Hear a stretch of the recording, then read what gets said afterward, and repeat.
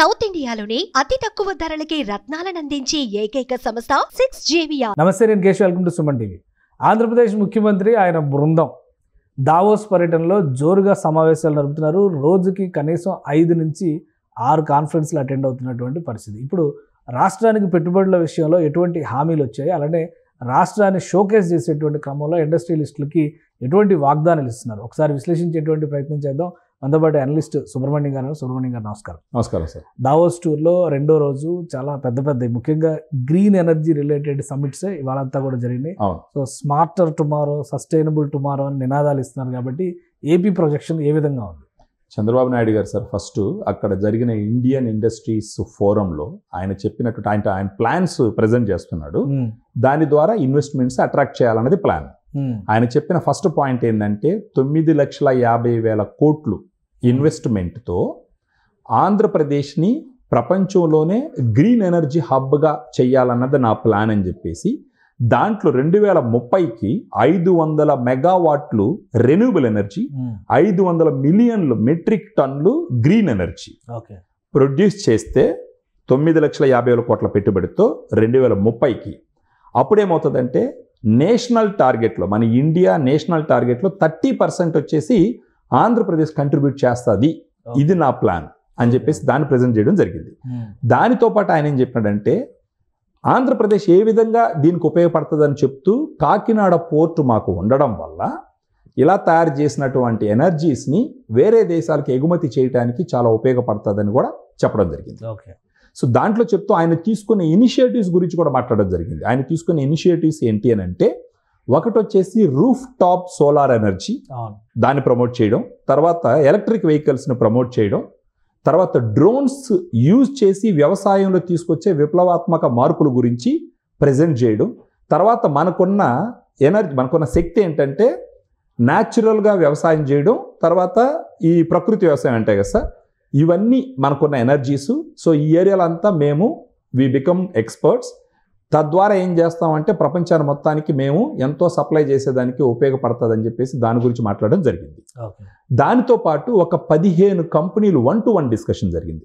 Welspun, LG chemicals, Carlsberg, Tata powers, Tata group, తర్వాత Walmart, Cisco, Cognizant, ఈ కంపెనీల సీఈఓలతో అందరితో కూర్చొని మాట్లాడడం కూడా జరిగింది. దానితో పాటు ప్రత్యేకించి మాస్టర్ కార్డ్, రాజమన్నార్ గారితో కూర్చొని మాస్టర్ కార్డుకి సంబంధించి ఆల్రెడీ వాళ్ళకి బాంబే, పూణే, తర్వాత వదోదర, తర్వాత హర్యానా, ఈ 4 ప్లేసెస్లో వాళ్ళకి కార్యకలాపాలు నడుస్తున్నాయి. వాళ్ళ ఆఫీస్ ఉంది. ప్రత్యేకించి పూణేలో వచ్చేసి 6,000 మంది టెక్నీషియన్స్ పనిచేస్తున్నారు. దానికి లోకేష్ గారు ఏమడిగినారంటే, మా ఆంధ్రప్రదేశ్లో మీరు పెట్టినారంటే సదర్న్ స్టేట్స్ కార్డ్ అంటే ఈ క్రెడిట్ కార్డులు వీటన్నిటికి సంబంధించి సేఫ్గా అమౌంట్ ట్రాన్స్ఫర్ చేసేదానికి. దాంట్లో ఆయన మన్నార్ గారు ఏం చెప్పినారంటే, మామూలుగా సాంప్రదాయ పద్ధతిలో 1 టైం పాస్వర్డ్తో చేసే దాని నుంచి బయోమెట్రిక్ విధానంలో మార్చేదానికి మేము పనిచేస్తున్నాము. అంటే అది safe way of transferring the money, దాంట్లో మనం పనిచేస్తున్నామని చెప్పేసి చెప్పడం జరిగింది. దాంట్లో లోకేష్ గారు ఏమడినారంటే, మీరు ఆంధ్రప్రదేశ్లో డెవలప్మెంట్ సెంటర్ పెట్టండి, మా కుర్రాల్ని డెవలప్ చేయండి, తద్వారా ఏమవుతుందంటే సదర్న్ స్టేట్స్ మొత్తానికి మీ సర్వీసెస్ బాగా డీప్ వెళ్ళేదానికి ఉపయోగపడుతుంది. దానికి సంబంధించి ఎలాంటి సపోర్ట్ పాలసీస్ పరంగా కానీ, స్పీడ్ ఆఫ్ డూయింగ్ బిజినెస్ పరంగా కానీ గవర్నమెంట్ నుంచి మేము చేయాల్సింది మేము చేస్తామని చెప్పేసి లోకేష్ గారు చెప్పడం జరిగింది. అప్పుడు ఆయన ఏం చెప్పినారంటే, రాజమన్నార్ గారు ఏం చెప్పినారంటే, వాళ్ళ ఏం చెప్పినారు, 1 బిలియన్ కస్టమర్స్ని అక్వైర్ చేయాలన్నది వాళ్ళ పాయింట్, 50 మిలియన్ కంపెనీస్ని ఆన్ బోర్డ్ చేయాలన్నది వాళ్ళ పాయింట్. దీని గురించి చెప్తూ ఆయన ఏం చెప్పారంటే, మేము బోర్డ్ డిస్కషన్ చేసి will come back to you అని చెప్పేసి రాజమన్నార్ గారు లోకేష్ గారికి ప్రామిస్ చేయడం జరిగింది అనమాట. అంటే ఇప్పుడు ఈ ప్రాజెక్ట్స్కి సంబంధించిన ప్రపోజల్స్ కానీ, ఇప్పుడు ఈ డిస్కషన్స్, ఈ రౌండ్ టేబుల్ సమావేశాలలాగా వరుస పెట్టి జరుగుతూ ఉన్నాయి. ఇటు కన్క్లూజన్స్ ఎప్పటిలాగా రావచ్చు, ఎందుకంటే ఇన్వెస్ట్మెంట్స్ ఏమొస్తాయి, అగ్రిమెంట్స్ ఏం జరుగుతాయి అనేది ఫైనల్గా. సో ఫైనల్గా అదే రిజల్ట్. ఈ విషయాల్లో పాజిటివ్ వైబ్స్ ఆంధ్రప్రదేశ్కి సంబంధించి, ఎందుకంటే నిన్న మొన్నటి వరకు ఇండస్ట్రీ అట్మాస్ఫియరే లేదనేటువంటి పరిస్థితి.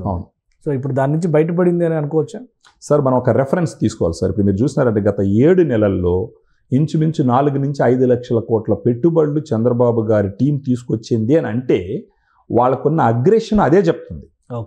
ఇప్పుడు అందులో ఇంతకుముందు తీసుకొచ్చిన కంపెనీలు కూడా చిన్న కంపెనీలు కాదు. మీరు చూసినారంటే రిలయన్స్ కానీ, టాటా కానీ, ఇవన్నీ ఈ సదస్సులో మాట్లాడుతూనే చంద్రబాబు గారు ఇంకొక విషయం చెప్పినారు. రీసెంట్గా 1.85 lakhs ఇన్వెస్ట్మెంట్ వచ్చింది, ప్రధానమంత్రి గారు అది వచ్చి శంకుస్థాపన చేసినారని కూడా దాన్ని కూడా హైలైట్ చేయడం జరిగింది. హైడ్రోజన్ ఎనర్జీ దాన్ని కూడా హైలైట్ చేయడం జరిగింది.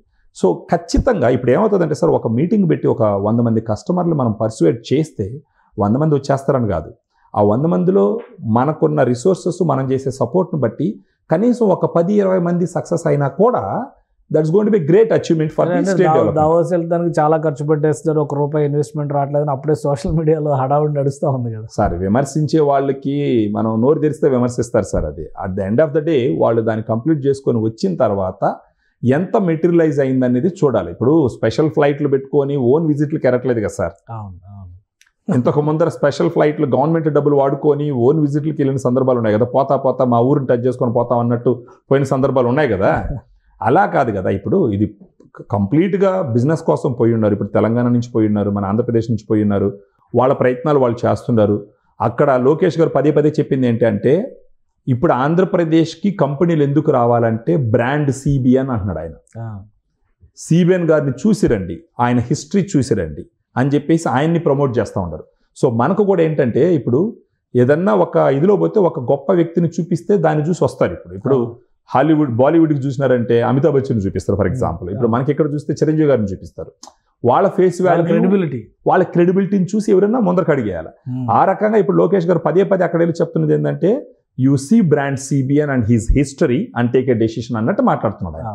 సో ఈ ప్రాసెస్లో సిబిఎన్ గారు కూడా చాలా స్ట్రాంగ్గా పర్సువేట్ చేస్తున్నారు, ఆయన ప్రజెంట్ చేస్తున్నారు. సో మనకు ఖచ్చితంగా హోప్స్ పెట్టుకోవచ్చు. ఎందుకంటే చంద్రబాబు నాయుడు గారు మైక్రోసాఫ్ట్ లాంటి ఆయన దాన్ని కూడా ఒకసారి హైలైట్ చేయడం జరిగింది. ఆయన నేను ఒకసారి 5 నిమిషాలు టైం ఇవ్వమంటే పొలిటీషియన్స్ కలవాల్సిన అవసరం నాకు లేదు, ఇంట్రెస్ట్ నాకు లేదు అన్నప్పుడు అప్పుడు వచ్చేసి కాక్టైల్ పార్టీ ఉంది, దానికి రండి అని పిలిచినారు. కాక్టైల్ పార్టీ కాక్టైల్ పార్టీకి నేను పోయినట్టు మరుసటి రోజు పేపర్లో నేను వస్తాను, పోయి కూర్చొని ఏదో తాగుతున్నాడు అంటారని చెప్పేసి అడిగితే ఆయనకి వచ్చేసి బిల్ గేట్స్ నాకు పని లేదు రాజకీయ నాయకులతో అంటే, ఈయనుడి నాకు పని ఉండదు ఆయనతో అని చెప్పేసి పోయి అప్పుడు మైక్రోసాఫ్ట్ ఆయన ఒక పాయింట్ చెప్పినాడు సార్. ఏంటంటే, నేను మైక్రోసాఫ్ట్ వెనకాల ఎందుకు పడ్డాననే రీజన్ చెప్పినాడు. అలాంటి ఒక కంపెనీని తీసుకొచ్చి హైదరాబాద్లో పెడితే, అంత పెద్ద కంపెనీ హైదరాబాద్కి పోయిందంటే ఆడేదో ఉందని చెప్పి మిగతా కంపెనీలు కూడా వచ్చేదానికి అవకాశం ఉంది. అదే జరిగింది. సో ఆ ఎక్స్పీరియన్స్తో, ఆ అనుభవంతో ఈరోజు అక్కడికి వెళ్ళి పర్సువేట్ చేస్తున్నారు. సో ఇప్పుడు వీళ్ళ టార్గెట్ కూడా, ఇప్పుడు వాళ్ళ ఆలోచన చూడండి, అమరావతిని ప్రపంచంలో ఉండే 5 మెట్రోల్లో టాప్ మెట్రో చేయాలన్నటువంటి ఒక ముందు చూపుతో దృక్పథంతో పోతున్నారంటే, ఇప్పుడు దావోస్లో కూడా ఏదో అప్పడాల కంపెనీయో లేకపోతే పచ్చళ్ళ కంపెనీ తీసుకొచ్చేదానికైతే పోరు సార్ ఖచ్చితంగా. ఆల్రెడీ మనకి 7 monthsలో కూడా ప్రూవ్ అయ్యింది. బీపీసీఎల్ లాంటి ఒక ప్రభుత్వ సంస్థ, రిలయన్స్, టాటా గ్రూప్ ఎన్నో వచ్చినాయి మనకు యాక్చువల్గా రీసెంట్గా. సో ఇవన్నీ వచ్చినాయి, ఎన్టీపీసీ ఇలాంటివన్నీ. సో ఇలాంటి ఆల్రెడీ ఈ టైంలో కూడా ప్రూవ్ చేసినారు. 7 monthsలో ఈ టెన్యూర్లో కూడా ఆల్రెడీ ప్రూవ్ చేసినారు. సో ఇలాంటి ఒక టీం అక్కడికి పోయింది అని అంటే ఆషామాషిగా పోయినారని నేను అనుకోవట్లేదు.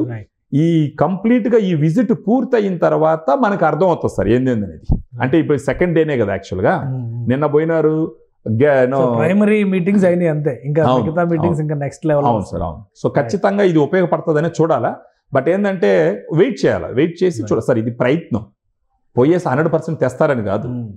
అలా అనుకుంటే రంగులకే 16,000 కోట్లు నాశనం చేసినాం మనం, 1600 కోట్లు నాశనం చేసినాం యాక్చువల్గా. సో అలాంటిది కాదు కదా, ఇది ప్రయత్నం ఇది.